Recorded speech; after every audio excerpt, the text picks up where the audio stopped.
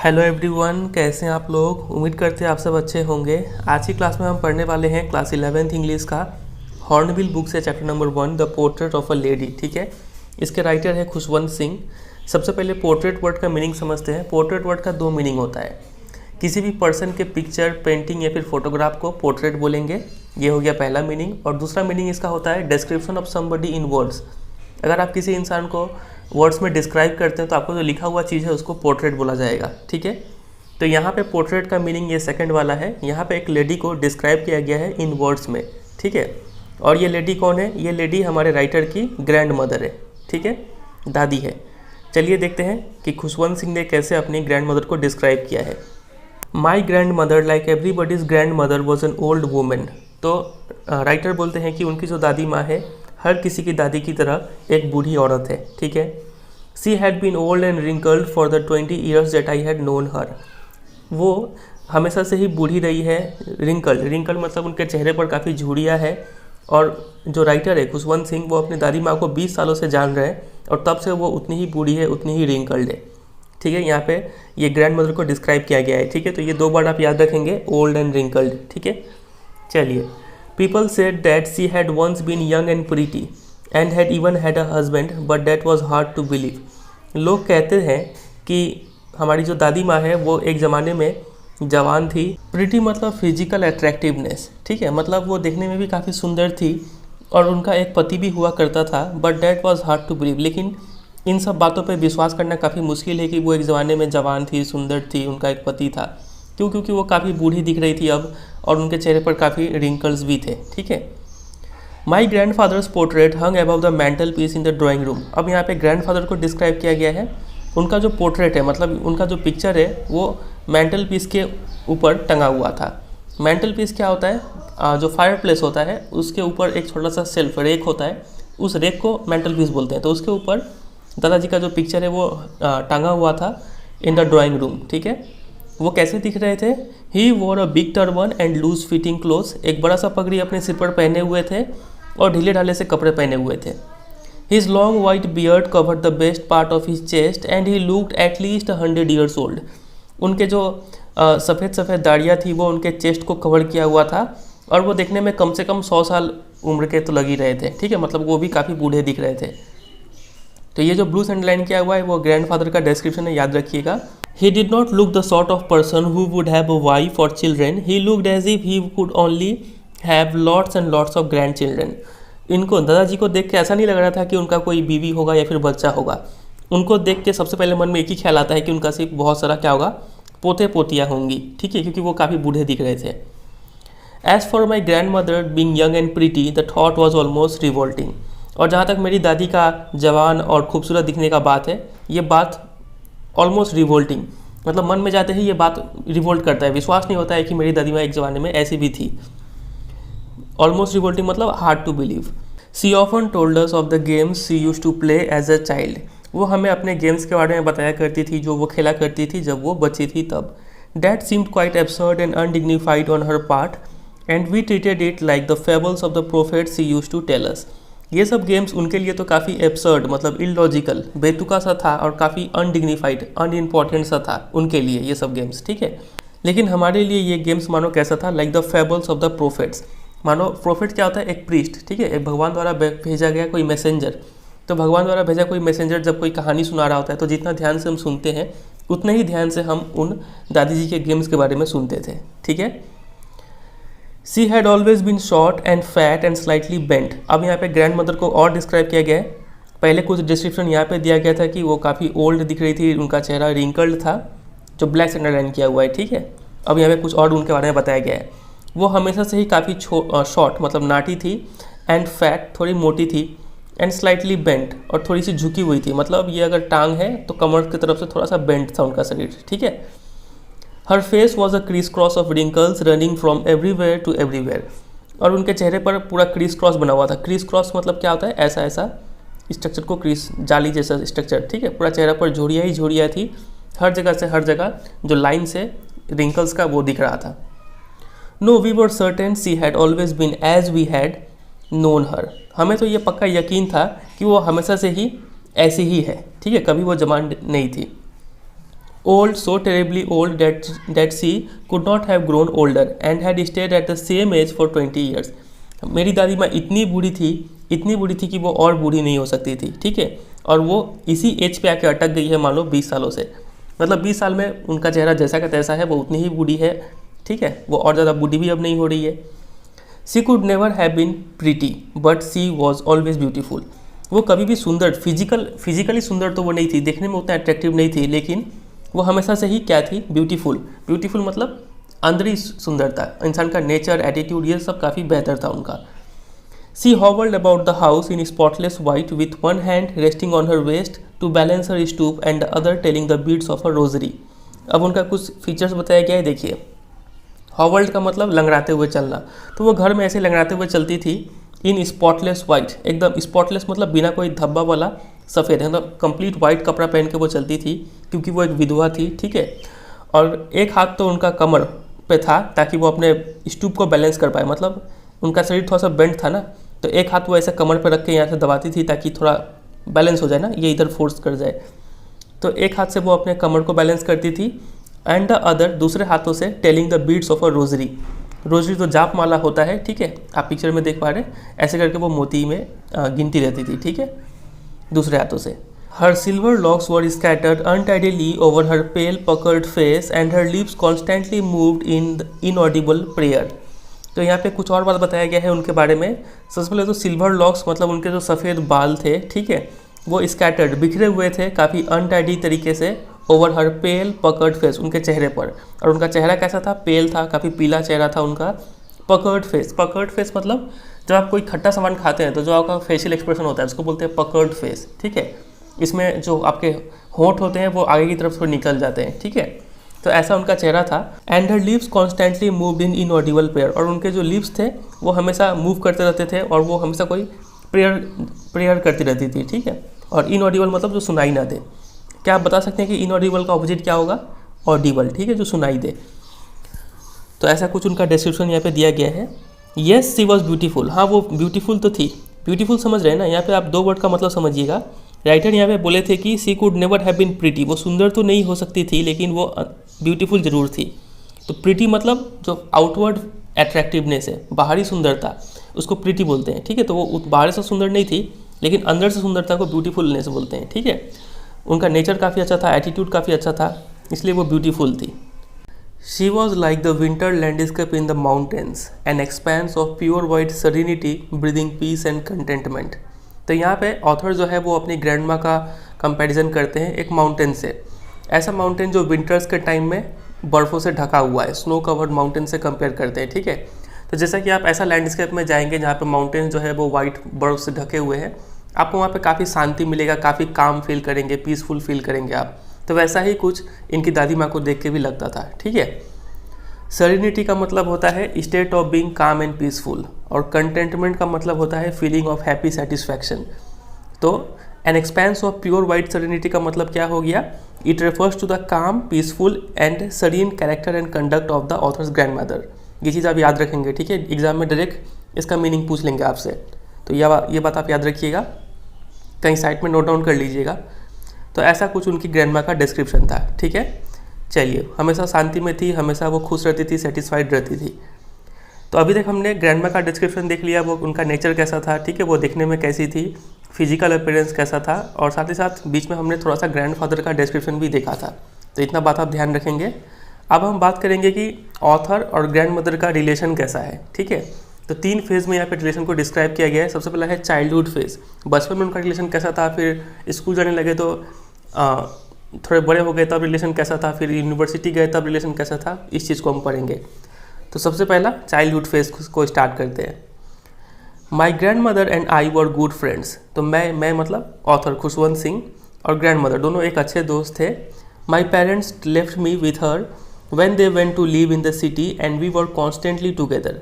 तो मेरे mummy papa मुझे उनके साथ छोड़ के गए थे, और मम्मी पापा कहाँ गए थे, शहर में गए थे, ठीक है, और तब से मैं और दादी माँ हमेशा से एक साथ रहे हैं। She used to wake me up in the morning. तो बचपन में उनका रूटीन क्या था, वो मुझे सुबह जगाया करती थी, and get me ready for school, और मुझे स्कूल के लिए तैयार करती थी। ये लोग कहाँ रहते थे, विलेज में रहते थे। क्यों, क्योंकि इनके पेरेंट्स सिटी में गए हुए थे, ठीक है। She said her morning prayer in a monotonous sing song while she bathed and dressed me in the hope that I would listen and get to know it by heart. तो जब मेरी दादी माँ मुझे नहलाती थी तब वो क्या करती थी, अपना मॉर्निंग प्रेयर मोनोटोनस एक बोरिंग डल वे में गाती रहती थी, ठीक है। और जब मुझे नहाती थी, तैयार करती थी, तब भी वो ये गाना गाती रहती थी, इस होप में, इस उम्मीद में कि मैं भी उस प्रेयर को सुनूं और उसे अच्छे से याद कर लूँ। I listened because I loved her voice but never bothered to learn it. तो मैं सुनता तो था ये सब मॉर्निंग प्रेयर क्योंकि मुझे उनका आवाज़ काफ़ी पसंद था, लेकिन कभी मैंने उसे याद करने की कोशिश नहीं किया, इस मॉर्निंग प्रेयर को, ठीक है। Then she would fetch my wooden slate which she had already washed and plastered with yellow chalk, a tiny earthen ink pot and a red pen, tie them all in a bundle and hand it to me। फिर मेरी दादी क्या करती थी, एक wooden slate देती थी मुझे जो उन्होंने पहले से वॉश करके रखा हुआ था और उसके ऊपर येलो चॉक का एक परत चढ़ा दिया था, ठीक है, ताकि उस पर अच्छे से लिख पाए, और साथ ही साथ एक रेड पेन देती थी। और इन सब चीज़ों को एक बंडल में बांध के, ठीक है, जो ग्रैंडमा है वो ऑथर को पकड़ा देती थी। After a breakfast of a thick stale chapati with a little butter and sugar spread on it, we went to school। फिर वो ब्रेकफास्ट में क्या करते थे, देखिए, एक मोटा सा स्टेल मतलब बासी, हो सकता है रात का बना हुआ चपाती खाते थे विथ लिटल बटर और शुगर के साथ, ठीक है। तो ये उनका ब्रेकफास्ट था, इसको भी याद रखिएगा, अंडरलाइन कर लीजिएगा। तो ये खाने के बाद हम दोनों ही स्कूल जाते थे, दादी भी और ये भी, ठीक है।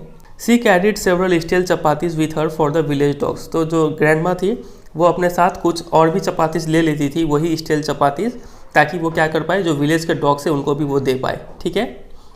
My grandmother always went to school with me because the school was attach to the temple. अब यहाँ पे लिखा हुआ था कि वी वेंट टू स्कूल, दोनों ही स्कूल जाते थे। तो जो ऑथर है वो तो स्कूल जाते थे पढ़ने के लिए, ये तो समझ में आता है, लेकिन ग्रैंडमा स्कूल क्यों जाती थी, क्योंकि देखिए वो जो स्कूल था ना वो एक टेम्पल के साथ अटैच था, स्कूल और टेम्पल एक साथ में था। The priest taught us the alphabet and the morning prayer while the children sat in rows on either side of the veranda singing the alphabet or the prayer in chorus, my grandma sat inside reading the scriptures। अब चूंकि ये school और temple एक साथ attach था तो वहाँ के जो प्रीस्ट थे वो हमें अल्फ़ाबेट सिखाते थे, मॉर्निंग प्रेयर सिखाते थे, ठीक है। और हम जब बच्चे लोग हैं वो लोग क्या करते थे, वरांडा के दोनों साइड में बैठते थे और अल्फ़ाबेट या फिर कोई प्रेयर को कोरस में सब एक साथ मिलके मतलब याद करते थे, ठीक है। और जो मेरी दादी थी तब तक क्या करती थी, वो मंदिर के अंदर बैठ के स्क्रिप्चर्स पढ़ती थी, ठीक है। ये लोग बरंडा में पढ़ते थे और वो अंदर बैठ के, मंदिर के अंदर बैठ के स्क्रिप्चर्स पढ़ती थी। When we had both finished, we would walk back together। फिर जब हम दोनों का काम खत्म हो जाता था, जो ऑथर है उनका पढ़ने का काम खत्म और जो ग्रैंडमा है उनका स्क्रिप्चर्स पढ़ने का काम खत्म हो जाता था, तो हम दोनों एक साथ फिर घर जाते थे। This time the village dogs would meet us at the temple door. इस बार फिर लौटते के वक्त भी जो विलेज डॉग्स थे वो सब इंतज़ार करते रहते थे ग्रैंडमा का, कहाँ पे, टेम्पल का जो डोर है, दरवाज़ा है वहाँ पे, क्योंकि इन लोगों को भी उम्मीद था कि ग्रैंडमा आएगी तो ज़रूर कुछ खाने को देगी, इसलिए वो लोग इंतज़ार करते थे, ठीक है। They followed us to our home growling and fighting with each other for the chapatis we threw to them. तो फिर वो हमारा पीछा करते करते हमारे घर तक आते थे, ग्राउलिंग करते हुए। ग्राउलिंग, आप इस साउंड को सुनिए, इसको बोलते हैं ग्राउलिंग करना।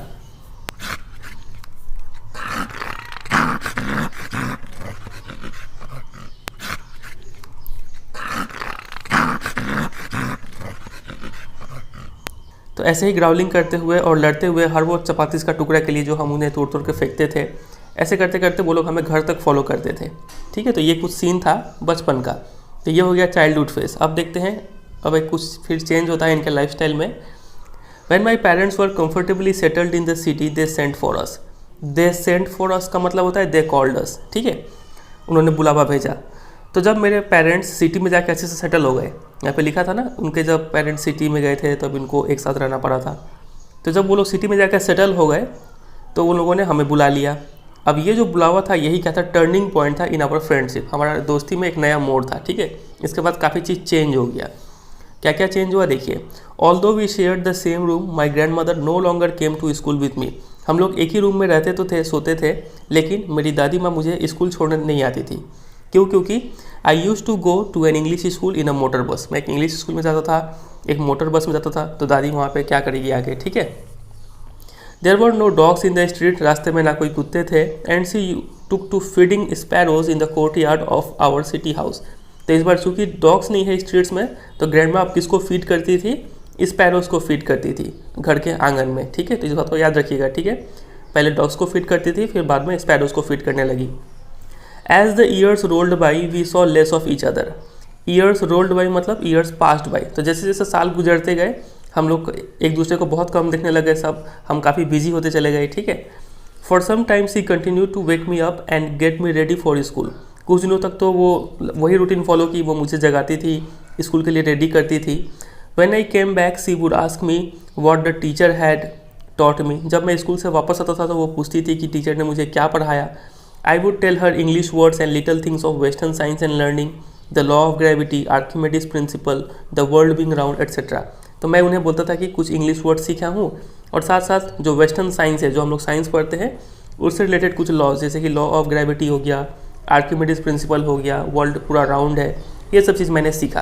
तो ये सब चीज़ जो ऑथर है अपनी ग्रैंड माँ को बताते थे। This made her unhappy. तो ये सब चीज़ सुनकर ग्रैंड माँ काफ़ी दुखी हो जाती थी। क्यों? क्योंकि she could not help me with my lessons. पहला रीज़न तो ये था कि वो मेरे लेसन्स में हेल्प नहीं कर पाती थी, ये सब चीज़ ग्रैंड माँ को पता नहीं था।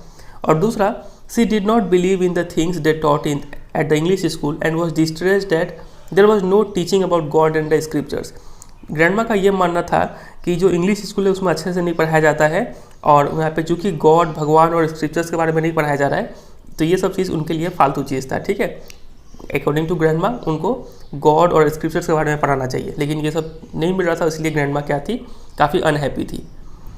One day I announce that we were being given music lessons. एक दिन तो मैंने अनाउंस घर में दादी को बता दिया कि हमें अब म्यूजिक लेसन्स दिया जाएगा, ठीक है। ये सुनकर तो दादी जी और भी ज़्यादा डिस्टर्ब हो गई और भी ज़्यादा दुखी हो गई। क्यों? क्योंकि दादी जी का ये मानना था कि to her music had lead associations. उनके लिए म्यूज़िक का मतलब है ये वैश्य लोग का काम है, ठीक है। लीड का मतलब होता है referring to sex in a rude and offensive way, ठीक है, मतलब वैश्य लोग का काम है। तो उनके लिए म्यूज़िक जो है वो वैश्य से रिलेटेड है, ठीक है, इसलिए वो म्यूज़िक को हेट करती थी। It was the monopoly of harlots and beggars and not meant for gentle folk. Harlot का मतलब वही प्रोस्टिट्यूट हो गया, वैश्य लोग होंगे, ठीक है। तो दादी जी का ये मानना था कि ये जो म्यूज़िक है ये भिखारी लोग हो गए और वैश्य लोग हो गए, ये उनके लिए है, भद्र लोग के लिए ये म्यूज़िक नहीं है, ठीक है। इसलिए वो काफ़ी डिस्टर्ब थी। तो इस बात को अंडरलाइन कीजिएगा, ठीक है, काफ़ी इंपॉर्टेंट है कि म्यूज़िक लेसन से ग्रैंड माँ इतना डिस्टर्ब क्यों थी, म्यूज़िक लेसन को लेके दादी का क्या ख्याल था, इसके बारे में एग्जाम में क्वेश्चन पूछते हैं, ठीक है। She said nothing but her silence mean disapproval. उन्होंने कुछ कहा तो नहीं म्यूज़िक लेसन के बारे में सुन के, लेकिन उनका साइलेंस का मतलब ही क्या होता है, डिसअप्रूवल है, वो नाखुश है, ठीक है। She rarely talk to me after that. उसके बाद तो उन्होंने मुझसे बात करना ही बंद कर दिया, काफ़ी कम बात करती थी। तो ये हो गया दूसरा phase, city life, school life, ठीक है। अब बात करते हैं तीसरे फेज़ में। अब देखिए कॉलेज लाइफ स्टार्ट हो रहा है। When I went up to university I was given a room of my own. जब मैं यूनिवर्सिटी में गया तो मुझे अपना एक रूम दे दिया गया। The common link of friendship was snapped. तो जो कॉमन लिंक था दोस्ती का वो टूट गया। वो कॉमन लिंक क्या था, अब तक ये एक ही रूम शेयर कर रहे थे, अब तो अलग रूम हो गया, तो जो भी एक होने का जो मीन्स था वो भी ख़त्म हो गया, ठीक है। My grandmother accepted her solution with resignation. Seclusion का मतलब होता है सेपरेशन, ठीक है, और रेजिग्नेशन मतलब बेबस होके, ठीक है। तो बेबसी के कारण उन्होंने जो ये सेपरेशन है उसको एक्सेप्ट करना पड़ा, क्योंकि वर्क के साथ साथ तो चेंज होना पड़ेगा। यहाँ पे ग्रैंड माँ का कोई बस चल नहीं रहा है, ठीक है, उनको अब अलग रहना पड़ेगा अपने पोते से। She rarely left her spinning wheel to talk to anyone. और वो तो बाकी टाइम में वो क्या करती थी, अब स्पिनिंग व्हील, चरखा चलाती थी, ठीक है, और किसी से बात भी नहीं करती थी। From sunrise to sunset she sat by her wheel spinning and reciting prayers. तो उनका रूटीन ऐसा था, सुबह से लेकर शाम तक वो अपने व्हील के पास, चरखा के पास बैठती थी और उसी चलाती रहती थी, और चलाने के दौरान जो प्रेयर्स है उसको रिसाइट करती रहती थी, ठीक है।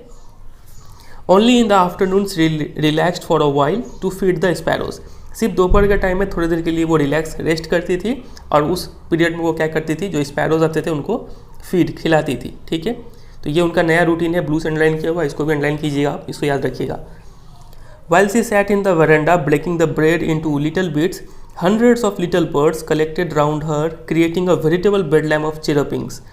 तो जब वो बरंडा में बैठती थी और ब्रेड को तोड़ती थी छोटे छोटे टुकड़ों में ताकि वो स्पैरोज उनको खा पाए, तब क्या होता था कि 100 ऑफ लिटिल बर्ड्स, ये छोटे छोटे 100 ऐसे बर्ड्स आते थे और उनके आसपास बैठ जाते थे और इतना नॉइस करते थे मानो अ वेरिटेबल बेडलम ऑफ चिरोपिंग्स का सीन होता था।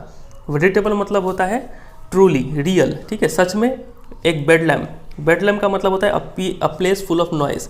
सच में इतना नॉइज़ होता था चिरपिंग्स का, ऐसा कुछ सीन क्रिएट होता था यहाँ पे, ठीक है। Some came and perch on her legs, perch मतलब सैट, ठीक है, कुछ आते थे और उनके पैरों पे बैठ जाते थे। अदर्स ऑन हर शोल्डर्स, कुछ उनके कंधों पे बैठते थे। Some even sat on her head, और कुछ तो सिर पर भी बैठ जाते थे। She smile but never shooed them away, तो दादी माँ मुस्कुराती थी लेकिन कभी भी उन्हें शू मतलब भगाती नहीं थी। It use to be the happiest half hour of the day for her, तो ये आधा घंटा सबसे खुशी भरा आधा घंटा होता था उनके पूरे दिन का, ठीक है। When I decided to go abroad for further studies, I was sure my grandmother would be upset. तो जब मैंने ये डिसाइड कर लिया कि मैं अब्रॉड मतलब फॉरेन कंट्री में जाऊँगा आगे का स्टडीज़ पूरा करने के लिए, तो मैं श्योर था कि मेरी दादी जो है वो काफ़ी अपसेट हो जाएंगी ये बात को सुन के। I would be away for 5 years, मैं 5 सालों के लिए बाहर रहूँगा। And at her age one could never tell, और जो दादी का एज है कोई कुछ बोल नहीं सकता है कि हम वापस आए तो उनसे मिल पाए कि नहीं मिल पाए, ठीक है, क्योंकि वो काफ़ी ओल्ड थी। But my grand mother could, लेकिन मेरी दादी माँ को पता था कि कब क्या होने वाला है, ठीक है। सी वॉज नॉट इवन सेंटिमेंटल, वो एकदम ही इमोशनल नहीं हुई मेरे जाने को लेके। She came to leave me at the railway station but did not talk or show any emotion, वो मुझे रेलवे स्टेशन तक छोड़ने तो आई लेकिन कुछ नहीं बोली और ना ही कोई इमोशन शो की। उनको देख कर नहीं लग रहा था कि उनके मन में कोई दुख है मेरे जाने को लेकर। हर lips moved in prayers, her mind was lost in prayer, उनके होठों पे प्रेयर चल रहा था, उनका दिमाग भी प्रेयर में खोया हुआ था, ठीक है। हर fingers were busy telling the beads of her rosary, और उंगली से वो क्या कर रही थी, जो रोजरी के जो बीड्स है मोती है उन्हें गिने जा रही थी, ठीक है। Silently she kissed my forehead and when I left I cherished the moist imprint as perhaps the last sign of physical contact between us, तो साइलेंटली वो क्या करती है, मुझे किस करती है, ठीक है, फोरहेड पे। और जब मैं गया तो मैं काफ़ी खुश था। चेरिश मतलब इन्जॉयड, ये जो मॉइस्ट इम्प्रिंट था, जो जब किस करेंगे तो एक भीगा सा इंप्रेशन बन जाएगा ना सिर पे, तो वैसा जो मॉइस्ट इम्प्रिंट था वो लेकर मैं काफ़ी खुश था, क्योंकि ये हो सकता है ये लास्ट फिजिकल कॉन्टैक्ट हो हमारे बीच में, ठीक है। हो सकता है हम 5 साल बाद वापस आए तो दादी शायद जिंदा ना रहे, ठीक है, इसलिए मैं ये जो टच था ये काफ़ी इसको लेकर काफ़ी खुश था। But that was not so, लेकिन मेरा सोच गलत हुआ। कौन सा सोच गलत था, देखिए। After 5 years I came back home, मैं 5 साल बाद वापस आया घर में। And was met by her at the station, और वापस मुझे दादी माँ खड़ी मिली स्टेशन पे ही। She did not look a day older, वो एक दिन भी और बूढ़ी नहीं लग रही थी, जैसे छोड़ के गए थे वैसा ही दिख रही थी। She still had no time for words, अभी भी वो उनका नेचर वैसा ही था, बात करने को समय नहीं है। And while she clasped me in her arms I could hear her reciting her prayers, और जब उन्होंने मुझे गले लगाया, ठीक है, तो मैं सुन पा रहा था कि वो अभी भी क्या कर रही है, प्रेयर्स रिसाइट कर रही है। Even on the first day of my arrival, her happiest moments were with her sparrows whom she fed longer and with frivolous rebukes. और पहला दिन जब मैं घर वापस आया तो अभी भी वो मेरे साथ टाइम स्पेंड ना करके क्या कर रही थी, वो स्पैरोज़ को फीड कर रही थी, और यही उनका अभी भी हैप्पीएस्ट मोमेंट था, ठीक है। लेकिन फ़र्क ये था कि वो और ज़्यादा समय तक स्पैरोज़ को खिलाती थी। एंड विथ फ्रिवलोस रिव्यूज़, फ्रिवलोस मतलब स्कोल्डिंग इन अ सिली मैनर, ठीक है, मतलब आप डांट रहे हैं लेकिन आप प्यार से डांट रहे हैं, ठीक है। तो प्यार से दादी माँ स्पैरोज़ को डांटती थी, भगाती थी, फिर खिलाती थी, तो और समय बढ़ गया था ये सब एक्टिविटी का, ठीक है। तो ऐसा कुछ देखने को मिला। इन the evening a change came over हर, अब यहाँ पे एक और टर्निंग पॉइंट है, देखिए। शाम के समय में उसी दिन एक बदलाव आता है दादी में। क्या आता है, देखिए। सी डिड नॉट प्रे, वो उस दिन प्रे नहीं करती है, ये फर्स्ट टाइम हुआ, ठीक है। अभी तक हमने स्टोरी में देखा है कि वो हमेशा प्रे करती रहती है, लेकिन जिस दिन जो ऑथर है वो अब्रॉड से यहाँ पे आए, उस दिन दादी जी ने प्रे नहीं किया। She collected the women of the neighbourhood, got an old drum and started to sing, वो आसपास के जो औरतें हैं उनको इकट्ठा करती है, एक पुराना सा ढोलक ले लेती है और गाना गाना स्टार्ट करती है।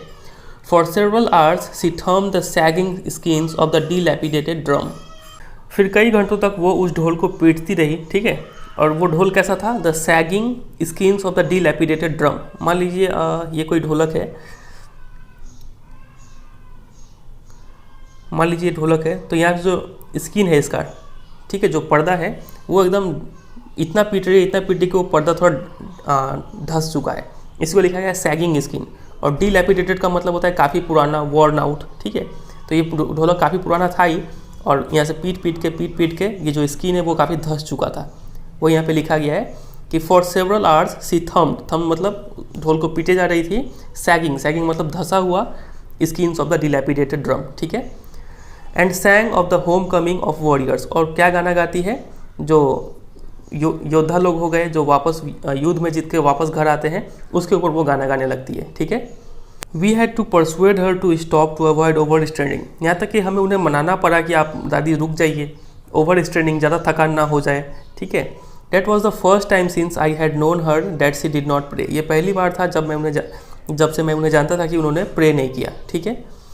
The next morning she was taken ill, और जैसा कि डर था वही हुआ, अगली सुबह वो बीमार पड़ गई। It was a mild fever, हल्का सा बुखार था, and the doctor told us that it would go, doctor ने कहा कि वो बुखार कम जाएगा। But my grand mother thought differently, लेकिन मेरी दादी जी ने कुछ अलग ही सोचा। सी told us that her and was near, उन्होंने कह दिया कि अब उनका अंत निकट है, अब वो मरने वाली है। She said that since only a few hours before the close of the last chapter of her life she had omitted to pray, she was not going to waste any more time talking to us. उन्होंने कहा कि क्योंकि अब उनके ज़िंदगी में सिर्फ कुछ ही घंटे बचे हुए हैं, इसलिए वो प्रे करना बंद नहीं कर सकती है और वो हमसे बात करके और टाइम वेस्ट नहीं करेंगी। अब वो क्या करेंगी, प्रे करेंगी। वी प्रोटेस्टेड, हमने मना किया कि आप प्रे मत कीजिए, रेस्ट कर लीजिए थोड़ा। But she ignored our protest, लेकिन उन्होंने इस हमारे प्रोटेस्ट को इग्नोर कर दिया। सी ले peacefully in bed praying and telling her beads, वो शांति से बेड पर पड़ी रही और प्रे करती रही और अपने जो रोजरी बीड्स है उनको गिनती रही। Even before we could suspect her lips stopped moving and the rosary fell from her lifeless fingers, और इससे पहले कि हम कुछ सस्पेक्ट, हमें कुछ अंदेशा भी होता, तभी क्या होता है कि उनका लिप्स प्रे करना बंद कर देता है और जो रोजरी था वो उनके हाथों से गिर जाता है, मतलब वो अब मर चुकी है। A peaceful pallor spread on her face and we knew that she was dead. एक शांति भरा पीलापन उनके चेहरे पर छा जाता है और हमें यह समझ में आता है कि अब वो मर चुकी है। We lifted her off the bed and as it customary laid her on the ground and covered her with a red shroud. तो हमने उन्हें क्या किया, बेड से उतार दिया, और जैसा कि हमारे यहाँ रीत है कि हम क्या करते हैं, उन्हें ग्राउंड पे लिटा देते हैं और उन्हें एक लाल रंग के कपड़े से, कफन जिसको बोलते हैं, उससे ढक देते हैं। After a few hours of mourning, we left her alone to make arrangements for her funeral. तो कुछ देर शोक मनाने के बाद हमने उन्हें अकेला छोड़ दिया और हम कहाँ चले गए, फ्यूनरल, अंतिम संस्कार का व्यवस्था करने चले गए। In the evening we went to her room with a crude stretcher to take her to be cremated. Evening के टाइम में हम उनके रूम में जा रहे थे एक क्रूड बेसिक वे में बना हुआ स्ट्रेचर को लेके, ठीक है, ताकि उनको उस पर लेटा के कहाँ ले जाए, क्रीमेटेड, जलाने के लिए ले जा पाए, ठीक है। The sun was setting, sun ढल रहा था, सूरज ढल रहा था, and had lit her room and veranda with a blaze of golden white. तो सन चूँकि ढल रहा था तो पूरा जो धूप का रोशनी है वो रूम में आ रहा था और पूरा वरंडा और रूम जो है वो गोल्डन लाइट से पूरा चमचमा रहा था। We stopped halfway in the courtyard, लेकिन हम क्या किए, आंगन में आधे आंगन में ही जाके रुक गए। क्योंकि all over the veranda and in a room right up to where she lay dead and stiff wrapped in the red shroud thousands of sparrows sat scattered on the floor. क्योंकि वरंडा से लेके वो room तक जहाँ पे उनका जो dead और स्टीफ, ठीक है, टाइट बॉडी लाल कफन में लपेटा हुआ लेटा हुआ था, तो वरंडा से लेके उस बॉडी तक क्या थे, थाउजेंड्स ऑफ स्पैरोज बैठे हुए थे, स्कैटर्ड ऑन द फ्लोर, सभी फ्लोर पे बैठे हुए थे। लेकिन आश्चर्य का बात ये था कि देयर वॉज नो चिरपिंग, कोई चिड़िया कुछ बोल नहीं रहा था, चहचहा नहीं रहा था। We felt sorry for the birds and my mother fetched some bread for them. हमें काफ़ी दुख हुआ उन बर्ड्स को देखकर, और मेरी मम्मी क्या करती है, कुछ ब्रेड लेके आती है। She broke it into little crumbs, फिर छोटे छोटे टुकड़े में उन्हें तोड़ देती है। The way my grandmother used to do, ठीक उसी तरीके से जैसे कि मेरी दादी माँ तोड़ा करती थी। And threw it to them, और फिर वो जो ब्रेड के टुकड़े थे उन्हें उन बर्ड्स को देती है। The sparrows took no notice of the bread, लेकिन जो स्पैरोज है वो ब्रेड के ऊपर ध्यान ही नहीं देती है। When we carried my grandmother's corpus off, they flew away quietly. तो जब हमने दादी माँ का जो कॉर्पस, जो डेड बॉडी है वो उठा लिया, तो वो सभी जो स्पैरोज थे वो चुपचाप वहाँ से उड़ के चले गए। Next morning the sweeper swept the bread crumbs into the dustbin, और अगली सुबह जो स्वीपर है उन्होंने उस ब्रेड क्रम्स को झाड़ू से कहाँ डाल दिया, डस्टबिन में डाल दिया, ठीक है। तो बस यही है ये स्टोरी, इसी के साथ ये एंड हो जाता है। लास्ट में काफ़ी इमोशनल कर दिया हमें, ठीक है, काफ़ी अच्छा स्टोरी था ये। तो आप भी मुझे बताइएगा कि आपको ये स्टोरी कैसा लगा, कमेंट करके ज़रूर बताइएगा, ठीक है। और इससे पहले कि इस वीडियो को एंड करें, एक क्वेश्चन आपको देते हैं होमवर्क के लिए। ये क्वेश्चन को देखिए कि this was the turning point in our friendship, what was the turning point, ये टर्निंग पॉइंट कौन सा था। तो ये आप कमेंट सेक्शन में दीजिएगा इसका आंसर, जैसे मन करे आप वैसे आंसर दीजिएगा, ठीक है। चलिए फिर एंड करते हैं। वीडियो अच्छा लगा तो वीडियो को जरूर एक लाइक कीजिएगा, दोस्तों के साथ शेयर कीजिएगा, और अगर आप इस चैनल पर नए हैं तो चैनल को जरूर सब्सक्राइब भी कर लीजिएगा, ठीक है। और कमेंट करके जरूर बताइएगा वीडियो चैप्टर कैसा लगा, स्टोरी कैसा लगा, और इस क्वेश्चन का आंसर दीजिएगा, ठीक है। चलिए फिर एंड करते हैं, मिलते हैं बहुत जल्द किसी और चैप्टर के साथ। तब तक के लिए goodbye and take care.